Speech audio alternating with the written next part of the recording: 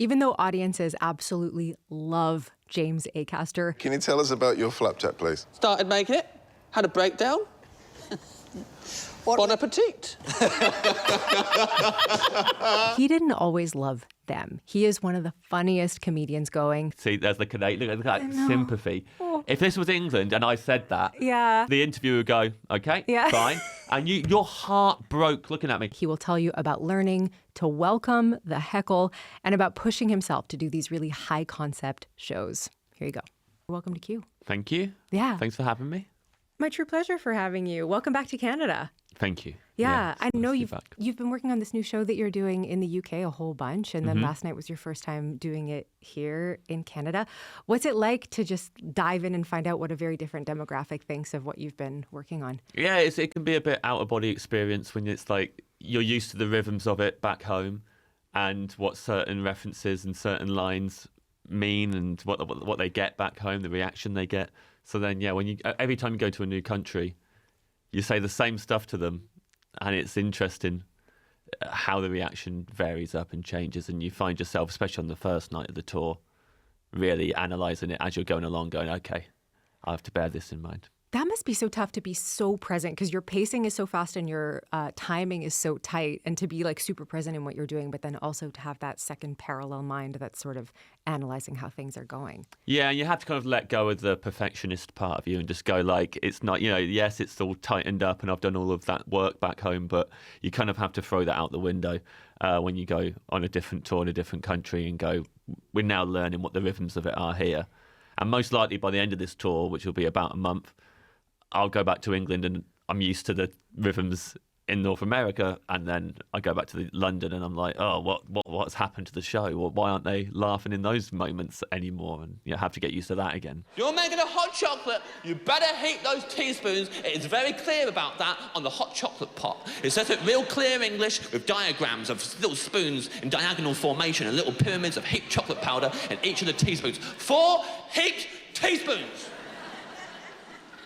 Can't I just use 4 normal teaspoons? Absolutely not. Take 4 of the smallest spoons you own and heap them as high as humanly possible, please.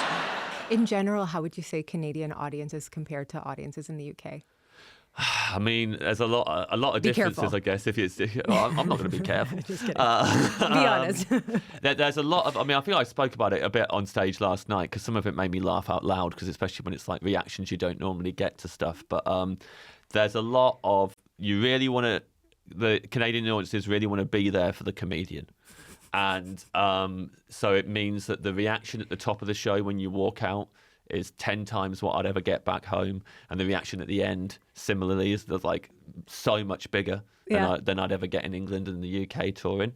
But it also means that during the setups of the jokes, they want to let you know, even for the setup, not just for the punchline. In the setup, they want to let you know that they're here for you and that they believe in the joke.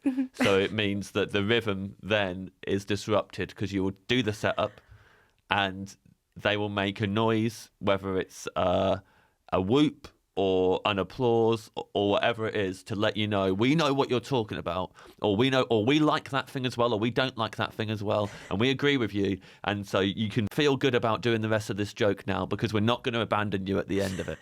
And that's quite funny. And also, anytime I'm the butt of the joke, they feel bad for me, and anytime anyone else is the butt of the joke, no matter how bad that other person is, they tend to feel bad for that person as well. There was a lot more. I'd say last night was the most amount of audience members I've seen clutching their heart during the gig, even though, for those of you who haven't seen the show at home, it's not an emotional show. It's not meant to be in any way like a tearjerker or something profound, but yet they overly empathise with any character mentioned in the show, especially myself. You called us earnest last night. Yeah, very, very, very earnest. Yeah. My apologies. I'm probably going to be earnest today too. It's a hence the apology. Occupational hazard. Yeah, totally. Yeah. Sorry, I might be a little bit earnest. Your relationship with audiences has evolved so much over time. 2008, you're starting out at open mics. What was your relationship like with the audience at that time? I'm terrified of them, but didn't know it. I was just lying to myself for many, many years. So telling myself I was confident and I wasn't scared, but I was very scared of them. And so open mic, it's inconsequential. I'm one of 15 acts on. If the gig's not going well and it's a bit tough and I want to throw a spanner in the works and start insulting the audience on stage during my set, my 5 minutes that I've got, it's fine. And a lot of the time, the audience quite like it because they are in a rubbish venue, usually in the corner of a pub or under a pub or whatever. There's no mic. They're sat on uncomfortable chairs. The room doesn't smell very nice. The lighting is like pretty much non-existent on the stage. So when you start saying this gig is rubbish, they're laughing because it is rubbish. Mm-hmm. And over time, you still kind of like cling to that habit. And once it's you in a venue and the audience are there to see you and they're paying to see you, and you start doing that because you're not enjoying the gig, it doesn't scan. It's not as welcome. The person that they've just paid quite a bit to see complaining that they're not a very good audience and that you're not getting a very good reaction. So that's kind of how it's changed. Yeah. Sort of became a thing. Like, it's a thing that you've talked about before where you're like, I am not enjoying the way that you are enjoying this show, and I'm going to tell you about it. I'd walk out onto the stage, do my routine into my tightly scripted material, and before I even got to the first punchline, someone way up in the gods, who I couldn't even see, would interrupt me by saying something like,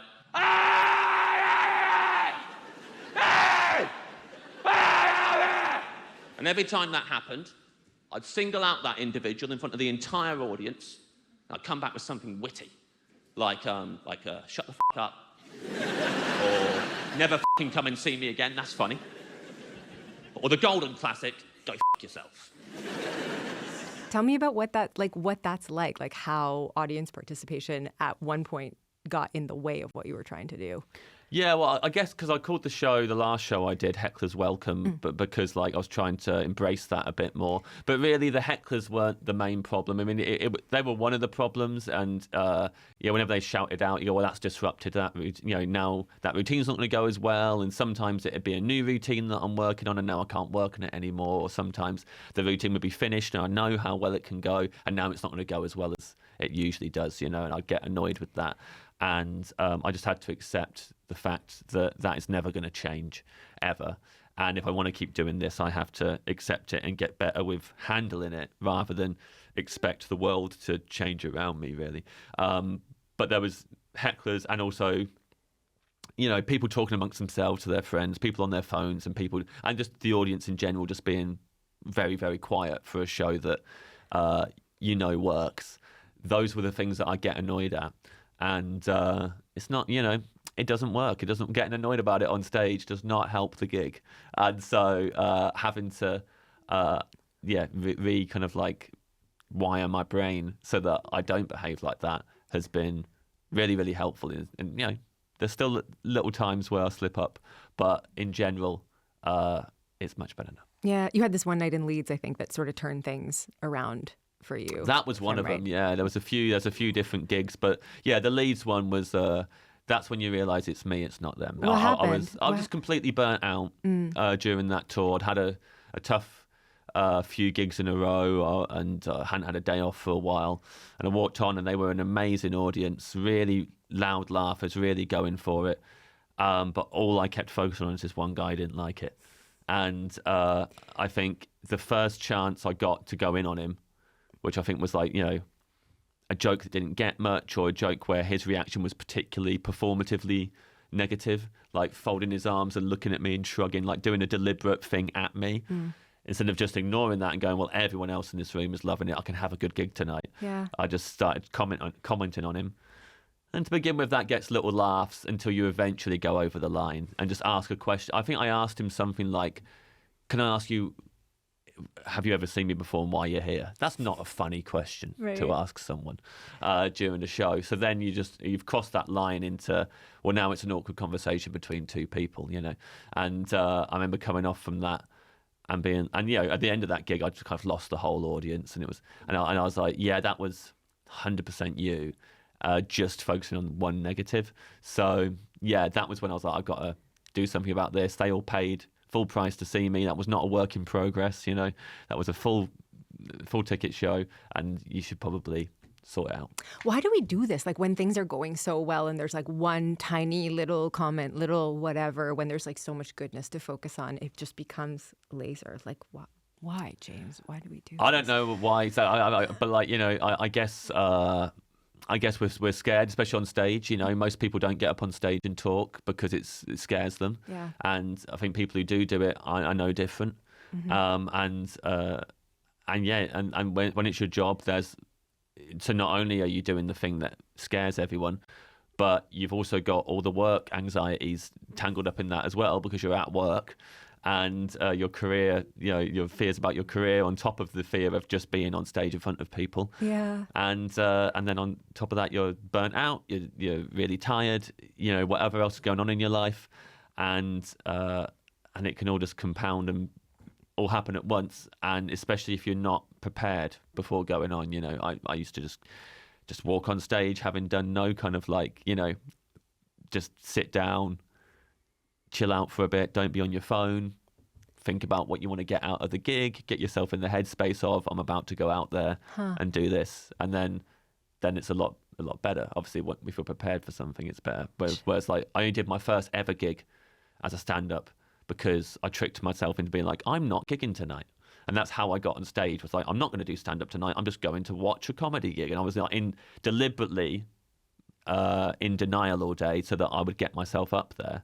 And I think that it took me a long time to shake that and go, actually, no, acknowledge that you're about to go on stage. And you know, I wasn't still saying to myself, I'm not doing it, but I definitely wasn't thinking about the gig until I stepped on stage. You know. Were you talking to any other comedians at the time about what you were going through, like leaning on people and saying, like, is this a thing? Yeah, a lot. And I guess I didn't do anything about it for ages because it was so common with so many comics. You know, I kind of have it attached to me now, and people ask me about it a lot, and it feels like it's just a me problem, but it isn't. I'm just like, I've done a show about it and spoke about it on stage, but plenty of comedians that I know and other performers as well, you know, obviously musicians kind of, obviously I know you're a musician, I'm not saying you've done this, but like there are musicians who do it, and that gets praised a lot more. If, you know, if there's a musician who is particularly acting out on stage, that's rock and roll and cool. But like, it depends what genre they're doing, I guess, you know. And with comedy, it's a bit the same. If you're a comedian who goes out and you yell at everyone and that's your act, then fine. If then you then genuinely lose it, they're loving it. Yeah. But if you're doing whimsy like I am, or talking, you know, then it is a very jarring gear shift. Doing whimsy. You started out as a musician as well, right? Drummer in the 2000s. You were this was the path, and I read that you had like a map in your head of being a musician. What did the map look like?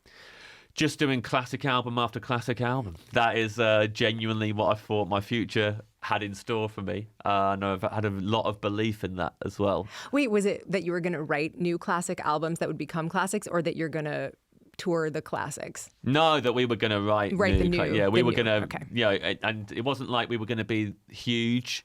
It was just that these albums are going to go down as classics, even if they're not recognised as that straight away. What we're doing is going to be making classic albums.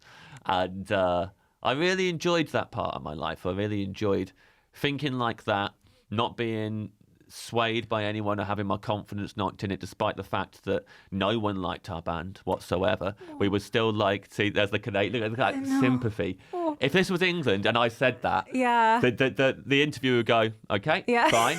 And your heart broke looking at me. And just to say to the listener, or the Canadian listeners, that doesn't make people feel better. That's fair. Actually, it's not kind. If someone is telling you about their life and they don't think their life is sad, and you act like that's the saddest thing you've ever heard, that person is going to go away thinking, oh, I guess my life sucks and I'm a loser. Whereas I think the appropriate reaction as a human being to that is just to go, oh, yeah, okay. No one liked your band, that's okay. You're a 41-year-old man, I'm sure that's fine now. But, wait, can we try this again? Can you tell me no one you like your band? I'll do better. No, because I'm not going to do it again. Okay. Because then you'll use that take, and that will go in the interview. Okay, I've really learned from this moment. I'm glad we had that in there. Yeah. Well, the listeners can let you know if you learn from this moment in future interviews. That is true. I'll be held accountable. You'll be held accountable. Okay, so nobody liked this band, but you do have to believe that when you're starting out as a musician, you do have to believe that you're making the best album of all time, or an album that's going to become a classic, or whatever it is. Do you think so? You know more about it than I do. And like, I didn't know if we were like just deluded or if that is what you have to do as a musician. Do you think so? I think so. I think you have to, or you have to feel like in order to go through like the torment of writing something, taking it to every stage, trying it in front of people, dealing with horrible crowds, like all of that stuff, you have to believe that you have something to say that hasn't been said in this way before. Or that something is like, you have to be a little bit deluded, I think, in feeling like you're doing something new that is so human or vital or whatever, that it has to be recorded in this way at this time. I think that with actors as well. I think actors have to not be embarrassed, have to have no embarrassment at all, so that they can get up in front of people and fully commit to pretending to be someone else, which feels silly. Yeah. And like comedians, it seems to be this thing where if you hate yourself, you're even funnier, so it's okay. Yeah. What was it about stand-up comedy that gripped you when you were on the path to becoming a musician? I loved watching it. I loved how, to begin with, it was just watching observational comedians and how do they know all this stuff about my life? You know, how do they know all these little minute details, and they're doing these observational routines about it. And then I kind of got into other genres of comedy. I really loved storytelling, like since a child, loved storytelling, and then when discovering it in stand-up, like this is the best sort of storytelling ever. And then the more weirder alternative stuff as like I got into my late teens and early 20s and discovering like the UK alternative comedy scene. And I think I finally wanted to do it when I saw Josie Long on tour. He's like still one of the best comedians in the world and should get way, way, way more credit. I'm aware that there's going to be some people here who've maybe never had their hearts broken. And what I would say to you about it is, oh, lucky you! I bet your parents have bought you a house!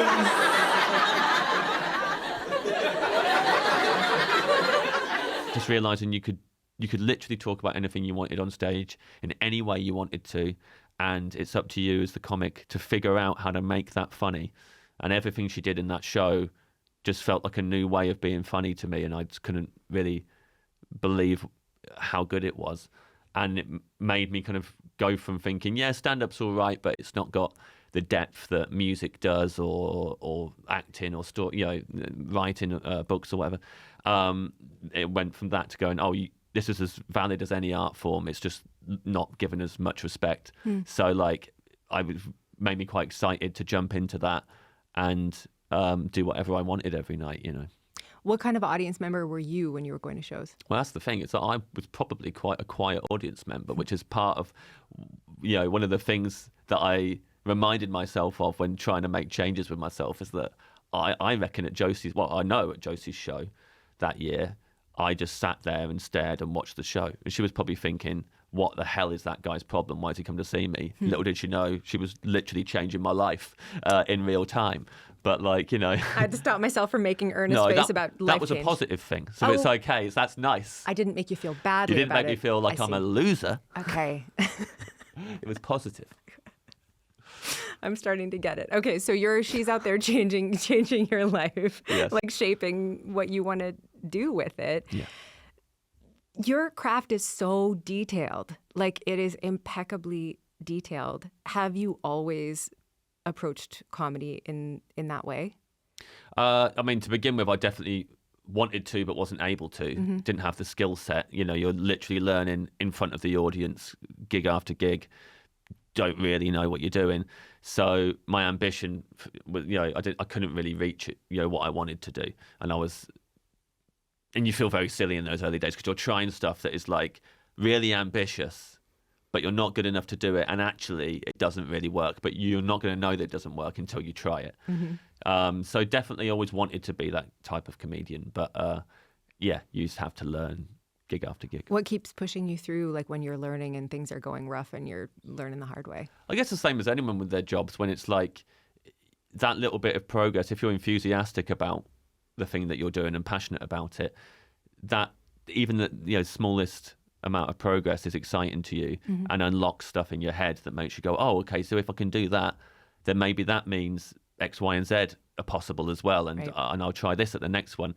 And it's and with stand-up, especially when you're starting out, if you're open to it, every single gig has those moments in, even if they go badly, and you kind of come off and go, okay, I said that and that made them all go quiet. Why was that rather than, there were some open spots who, even though they're brand new to stand-up, they've never done it before. If they have a bad gig, they'll come off and go, that crowd was rubbish. And you're like, okay, there's nothing learnt there really. Whereas like, even if the crowd were awful in those early days, and still now actually, despite, even after a gig where I've like criticised the audience on stage unjustifiably, I will still come off and go, okay, but you did this, this and this, you delivered that differently. That bit is still underwritten. You need to improve it this way, and try and find solutions to it. And I guess that's a much more, that keeps you engaged with it and keeps you wanting to improve, I guess. I wonder if that's the difference, right? Like people who are like, oh, what could I do differently versus what could this audience have done differently to make this show better? Because you're never going to play to that audience again. So there's no point going like, next time that lot better buck their ideas up. They're never going to see each other again. That's right. So that was a one-time thing. And it probably, there are different factors that are out of your control. There is the audience, there is the venue, whatever's happening in the world at the time, whatever's happening in that country when you visit it, all those kind of things. Yep. But most of it is your performance, your delivery, your discipline on stage. You did that 4-part series for Netflix Repertoire. Was that 2018? It was, yeah. Yeah, so that was my first window into you. Women never say he or she. Women use a different word. Men don't even know this word. It's confusing and disorientating to men. Women say, and I hope I'm pronouncing this right, they.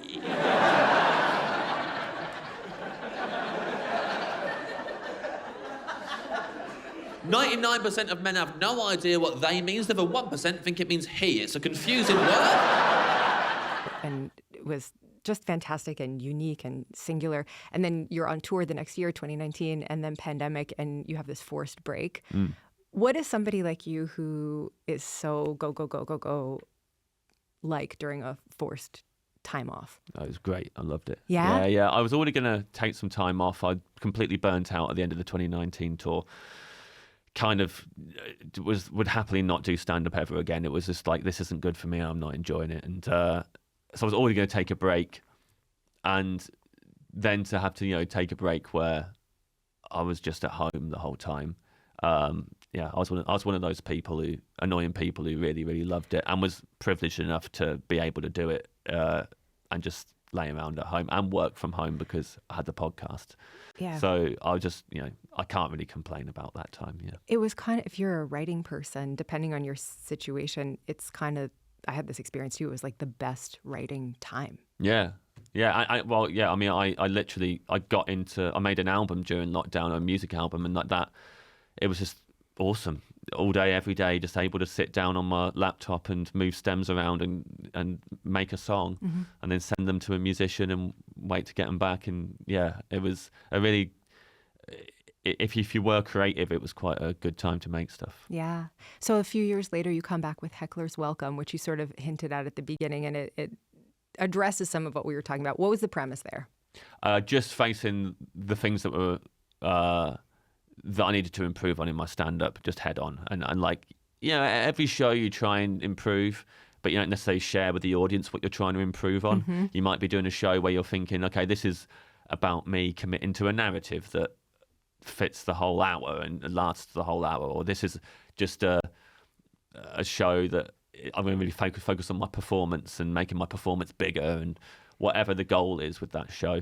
And with this one, I was like, I really, really have to do a show where I learn to just ignore the audience and commit to the show and stop throwing the gig in the bin, in the trash. Thank you. And so, I thought I kind of have to let them in on that because it's about them as well. So it was that they're allowed to yell, say whatever they want, be on their phones, whatever. You're still going to do your routine, and you're going to figure out a way to be aware of it but not be derailed by it. Is that fair? Yeah, well, it could derail the show, but not in a negative way. I So, see. if they wanted to derail it completely and the show was just me talking to them, that's absolutely fine. I just have to, at no point, get annoyed with them, tell them that they're ruining it. And, there were some people who would take that invitation and really try, and you could tell they were trying to upset you. And they were going, well, let's see if I can upset him and if I can push him to that. And, they're not very nice people, but you're like, okay, well, this is what the show is, and everyone else in this room is getting to see the show properly, and also they know that this person isn't nice, So, like, you know, they're good at reading them as well. They're good at reading a nice heckler who's just getting involved versus a not very nice person. And they were always good at that. And then you do realise I don't have to point out every time on stage when people heckle if I don't like the person. The audience already don't like them. I don't have to add to the negativity. And so there was a lot of lessons that I didn't expect as well. But, I mean, the main thing was actually just learning how to do the show even if they were really quiet. That's always been my biggest Achilles heel, really, more than hecklers. And so the ones that I'd be really proud of on tour were when I went on and it was a bit of a sticky gig. They didn't really laugh as much as usual, and I would come off and I hadn't referenced that or derailed it. I just continued to work hard and try and make the show good. And you know, you don't get every audience. How do you gauge what a good show is then? I mean, you just feel that connection with the crowd that, you know, you know when they get it and when they don't. And when you feel it's on the same page, just like you would when you're talking to anyone, you know, at a party or whatever. And if you're connected to something, you're laughing in a way that you can tell you're both laughing at the same thing. You're both coming from the same place. You can have gigs where they're laughing, but you kind of feel like, I don't actually think they're understanding this or getting this, or this feels a bit off. But those gigs aren't bad gigs. But yeah, just it's more that connection rather than anything else. You know, applause breaks or whatever. In the early days, you're clinging to that as a new comedian. It lets you know it's good. And nowadays, I feel like it's just that feeling connected with the room that's a good gig. That's interesting because your senses are deeper, I guess. Like when you're starting out, you need things that are like loud or visual or whatever, but you're on such a deep listening level once you've honed your craft to that degree where you can like actually feel things that are more subtle. Maybe. Yeah, and you're not, even if you're not getting everybody, you know you're doing the show that you want to do. I think maybe more than any other art form, like on stage, comedy doesn't always do what it sets out to or wanted to. You know, like when you make an album or when you make a film, you go, there's the thing I've made and it's exactly the thing that I wanted to do. And with stand-up, we're having to go on stage every night and try and do the thing that we want to do. And it's like doing a take in the studio and going, okay, you know, we got it on the 5th take, but like the rest of them were rubbish. Yeah. We don't have takes. We just have to go up every night and do an hour-long take or a 2-hour-long take and hope it goes well. So it is quite rare that you get one where you go, oh, this is the show that I wanted to do, that I had in my head. Yeah. And kind of regardless of the audience response, you get that sense of, yeah, that's how I wanted it to go. That's how I wanted the jokes to be delivered. That's how I wanted the show to feel. That's the arc that I wanted to happen in the show. All of those things that you wanted to be in place actually clicked into place and happened. And when it doesn't work out like that, it can still be fun and a different type of show and something that's really special sometimes that will never happen again. But for me, I always have that show in my head that was like the intention. Yeah. You are a hard worker. Thank you. As somebody who's been following you for a while, like in the last few years, I think you've taken a lot of emotional risk with your comedy, and you've been very upfront about mental health stuff and all sorts of things. And I'm wondering what or I don't know if you even see it this way, but I see it this way, so you can correct me if I'm wrong, but what does taking emotional risk then do to you as an artist in terms of what you want to do next? Yeah, I mean, it can push you towards, I think as a comic, because you're just on stage monologuing night after night and show after show, it can feel like, oh, I've gone down this path now, so I can't go back. You know, I've done all these fictitious shows for years and silly shows that weren't really about anything. And now when I did the show in 2019, it was like, it was a really liberating thing because it was like different to what I'd done before. And, you know, a lot of the people who came to see it were excited that, oh, he's talking about his personal life and his mental health. And that's like a completely different thing to what he was doing before. And this one was called? That was called Cold Lasagna, Hate Myself, 1999. That's right. And well done. So you didn't no sympathetic noise at hate myself there. No. So we've come a long way in the interview. Well, I've watched. I think I should tell you when you're doing well as well. I appreciate that feedback. I will also tell you that watching that, you joked in it that you only joke about things that you're okay with. Like you're not the first people I'm going to tell about a struggle I'm having. So I already know that you're okay. And so do you know where that bit of the show was developed and was written? Tell me. Well, it wasn't Canada, but it was America. Okay. It was on the US tour, and I had to start saying that because the US audiences were feeling too sorry for me in the show. So I had to opened the show with that line in America. I had to go on and say to them, listen, like, if I wasn't doing okay, you would not be the first people I came to. Yeah. And then that would make the show easier. Otherwise, it was too hard. And then you go back to the UK and the line's not needed anymore, but it was a good line, so I just put it in the middle of the show or wherever it is, but because I was enjoying having it there. But that was out of necessity, doing the show in a different country and going, oh, the show is no longer what it is back home. Now it's like a pity party where everyone feels so sorry for me. And I had to find a way of telling them that wasn't telling them off at the start of the show.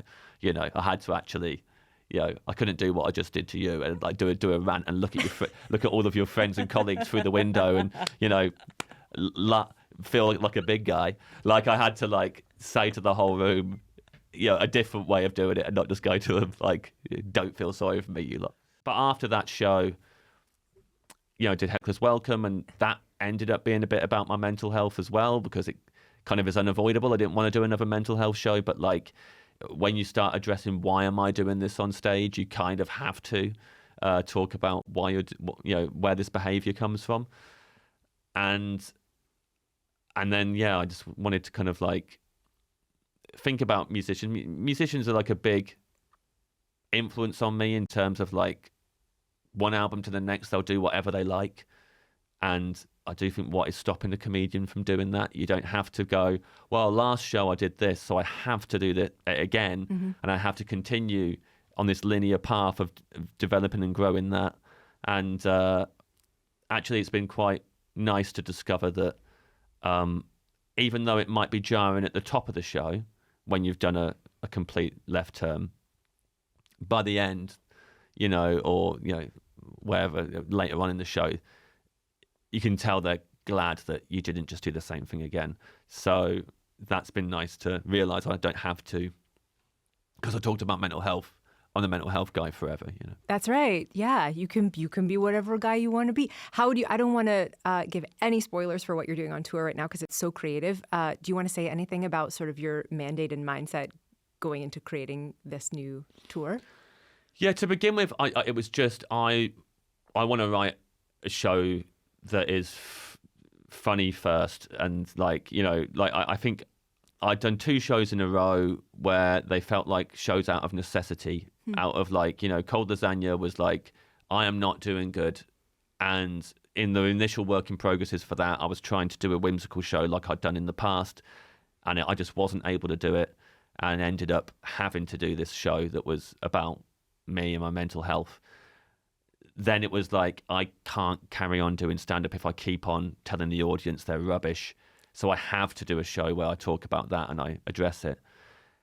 And then after that tour was done, I was like, I really, really want to do a show that is just fun and silly and mess around with it. So like that was like the main goal going into it, was that. And then quite early on, I think I did one work in progress and thought, you know, it's the first work in progress, but this is boring. It was like a bunch of like just separate jokes that weren't linked and things that I had written in my phone. I thought, this is, I don't want to watch this, and I don't want to do this a whole bunch of times. And I had about 30 work in progresses booked in at this one venue. So then the second like work in progress I had, I kind of put a ruse over the whole thing, because I was like, again, just went away and thought, what would I enjoy doing? What silly thing would I enjoy wrapping the show in and messing around with? And that's kind of been the way for the whole show as I've been moving forward with it, is just what makes me laugh, which sounds so obvious and so basic for a stand-up comedian. But I think people who don't do stand-up would be surprised how often you forget that or drift away from it, you know. it's really funny and it is really silly, but it's also high concept, which a lot of your stuff is. Like, you come up with a big premise. You're not doing traditional stand-up that we think of and getting up there and telling jokes. It requires so much work, and your stuff always like really hangs together, which I think requires so much work. So I guess as a closing question, just what's the thing that drives you to go so high concept? Because I think it takes more than doing things the other way, maybe. Yeah, I think definitely it's a thing where I'm a bit bored otherwise. You know, I'll kind of, if it doesn't feel like I'm doing something that's new for me or exciting or funny for me, you know, I do get a bit bored of my own voice. I've got to be there every single night, and I don't want to watch that guy just go up and talk about a bunch of things in a way that I don't find engaging or interesting. So there's that, I guess, and there's just a desire. Sometimes you think you might be just like a frustrated, or all manner of things, screenwriter, whatever. Well, I've got these bigger ideas that, you know, maybe could be a script for something, but I've got this stage every single night where I can go up and do whatever I like. And again, you kind of just, like with music, with films, you kind of look at them and go, well, stuff they do in films, we can do as stand-ups. We can, you know, frame things that way, and we don't have to go on stage and be ourselves. There's no rules there. You just got a blank canvas. It's just you and the stage. And that's just very exciting every time you think about doing a new show, is I can fill this space with whatever I like and approach it any way I like. And the audience are never really that confused. You know, they don't go like, hold on, what's this? Because they've seen it in so many other art forms that it's not a foreign thing to them, really. Sometimes people get confused, but like, you know, I think that's with everything that anyone goes to watch. So, yeah, I don't know. I don't really know what the answer to that is. I'm trying to find it, but I'm not sure. Well, I guess we'll follow your next show to find out what the next answer is, I guess. We'll see. Yeah. I've learned a lot, especially about not making sympathy tilty head faces to sorry people. about that. No, thanks for yelling at me. I've really learned a lot, and thanks for being here, James. Good, thank you.